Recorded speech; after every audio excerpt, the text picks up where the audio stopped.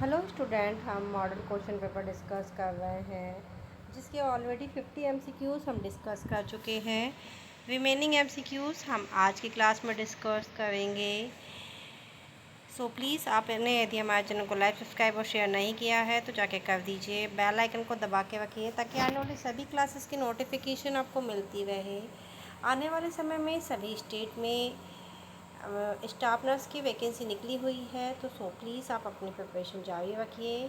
Now next question is a condition in which person maintaining the body posture into which it is placed is। तो क्या होगा, जो ऐसी condition जिसे person को अपने बॉडी पोस्चर को मेंटेन करना होता है तो वो कौन सी कहलाती है? Wax flexibility. ओके, क्या कहलाती है? Wax flexibility. Okay, now next question, Stanford beneath intelligence scale is used for. ठीक है, जो स्टैनफोर्ड बिनेट है, जो बिनेट ने इंटेलिजेंस की स्केल दी थी, वो किसके लिए यूज़ की जाती है? तो वो यूज़ की जाती है न्यूरो साइकोलॉजिकल टेस्ट के लिए। किसके लिए? न्यूरो साइकोलॉजिकल टेस्ट के लिए। Now next question, the most effective therapy for 9-year-old children diagnosed with the ADHD is। तो जो 9 ईयर का बच्चा है उसके लिए कौन सी इफ़ेक्टिव थेरेपी यूज़ करेंगे यदि वो पेशेंट का है ADHD का? तो कौन सी थेरेपी यूज़ करेंगे? तो वो हम यूज़ करेंगे behaviour therapy. Okay, now next question,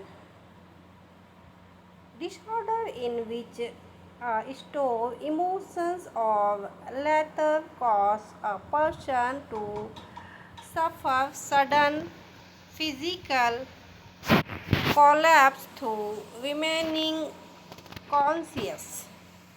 तो ये क्या कहलाता है? तो क्या कहलाता है? कैटाप्लेक्सी। ओके, क्या कहलाता है? Cataplexy. Now next question,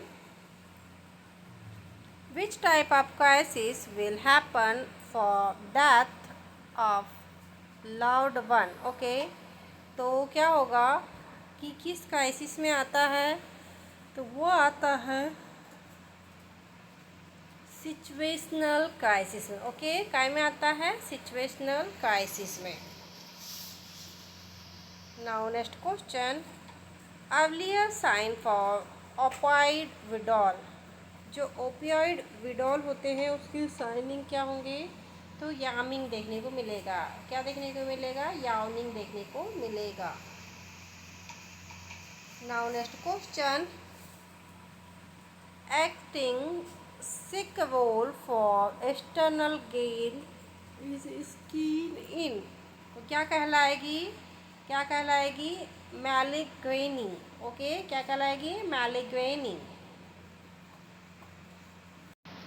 now next question, overlapping of the parietal bone during both birth is called. Okay, तो ओवरलैपिंग हो जाएगा बोन का बर्थ के समय, तो वो क्या कहलाता है? मोल्डिंग कहलाता है। क्या कहलाता है? मोल्डिंग कहलाता है। Okay, overlapping of the bone क्या कहलाएगा?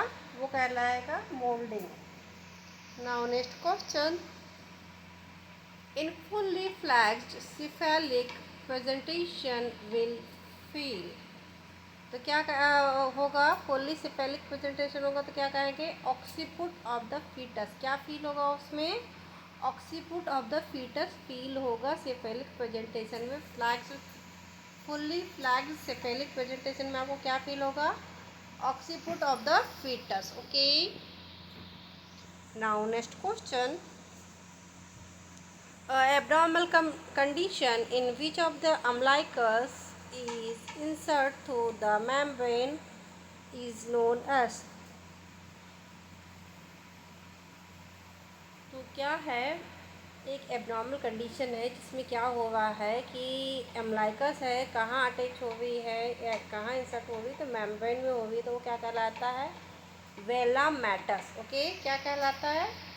वेलामेटस। Now next question, which of the following drug is given to increase contraction? तो ये बहुत ही कॉमन सा क्वेश्चन है और कई बार रिपीट हो चुका है। तो जो होती है कॉन्ट्रैक्शन के लिए कौन सी ड्रग यूज़ होती है? वो होती है ऑक्सीटोसिन। ओके, कौन सी होती है? Oxytocin. Now next question, which position में occur maternal hypotension and foetal hypoxia? तो कौन सी पोजीशन होगी? Supine position. ओके, माँ और बच्चे को हाइपोक्सिया से बचाने के लिए, हाइपोटेंशन से बचाने के लिए कौन सी पोजीशन दी जाती है? वो दी जाती है supine position. Now next question, tumour marker of pancreatic tumour. तो पैनक्रियाटिक ट्यूमर के लिए कौन सा ट्यूमर मार्कर यूज़ किया जाता है? तो यूज़ किया जाता है CA19.9। ओके, कौन सा है? CA19.9 किसके लिए है? पैनक्रियाटिक कैंसर के लिए। Okay, now next question, after thoracentesis patient is positioned as. तो क्या है? एक पेशेंट है, उसको क्या हुआ है? ट्रैकोसिंथेसिस हुआ है, ठीक है। तो उसको कौन सी पोजीशन देनी है? तो उसको पोजीशन हम कौन सी देंगे? Side lying on unaffected side. Okay, क्या देंगे? साइड लाइन पोजिशन देंगे, लेकिन किस साइड में देंगे? अनइफेक्टेड साइड में, इफेक्टेड साइड में नहीं देना है। Okay, now next question, the normal flora of the skin contains. तो क्या है? नॉर्मल फ्लोरा ऑफ स्किन को क्या बोलेंगे? Staphylococcus epidermidis. ओके, क्या बोलेंगे? Staphylococcus epidermidis. Okay, now next question, the most common cause of bacterial meningitis in neonate is. तो जो न्यूनेट में मेनिंजाइटिस होता है तो वो किसके द्वारा कॉज किया जाता है? तो वो किया जाता है ई कोलाई के द्वारा। ओके, किसके द्वारा कॉज किया जाता है? ई कोलाई के द्वारा। Now next question, which of the following organism is the most commonly found in burn unit. तो कौन सा ऑर्गेनिज्म सबसे ज़्यादा बर्न यूनिट में देखने को मिलेगा? तो वो देखने को मिलता है स्यूडोमोनास। और स्यूडोमोनास के लिए एक चीज़ कॉमन है कि जो स्यूडोमोनास जो ऑर्गेनिज्म है, ये क्या कॉज करता है? Hospital acquired infection. ओके, ठीक है। Now next question, severe diarrhoea in immuno compromised patient like HIV caused by. तो अब देखिए, HIV का पेशेंट है या फिर ऐसा पेशेंट है जिसकी इम्यूनिटी बहुत ज़्यादा वीक है, तो उसको डायरिया हो रहा है, तो वो किसकी वजह से हो रहा है? कौन काज करता है? तो वो करता है क्रिप्टोस्पैडिज्म। ओके, किसके द्वारा होता है? क्रिप्टोस्पैडिज्म के द्वारा। Now next question, antidote of cyanide poisoning. Cyanide poisoning जो होती है, जो भी साइनाइड पॉइजनिंग करते हैं उनके लिए एंटीडोट क्या होगा? तो उनके लिए एंटीडोट है एमाइल नाइट्रेट्स। ओके, क्या है? Amyl nitrate. Now next question, the most common cause of intrarenal failure. Okay, जो इंट्रावीनल फेलियर है इसका मोस्ट कॉमन कॉज क्या होगा? तो वो होगा इस्चेमिक ट्यूबुलर नेक्रोसिस। ठीक है, इस्चेमिक ट्यूबुलर नेक्रोसिस के कारण क्या होगा? रीनल फेलियर देखने को मिलेगा। Now next question. Which of the following GI hormones produced by the bicarbonate? तो कौन सा हार्मोन है प्रोड्यूस होता है? तो वो है सिक्वेटिन. ओके, कौन सा है? Secretin. Now next question. Most important clinical manifestation in the patient with DKA.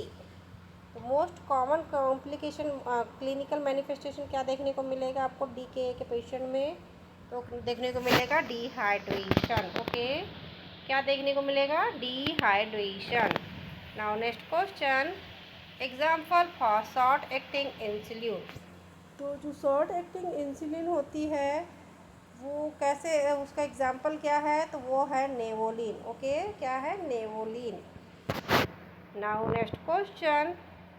Synthesis of glycogen for the glucose is. तो ग्लाइकोजन से ग्लूकोज का जो सिंथेसिस होता है किसके कारण होता है?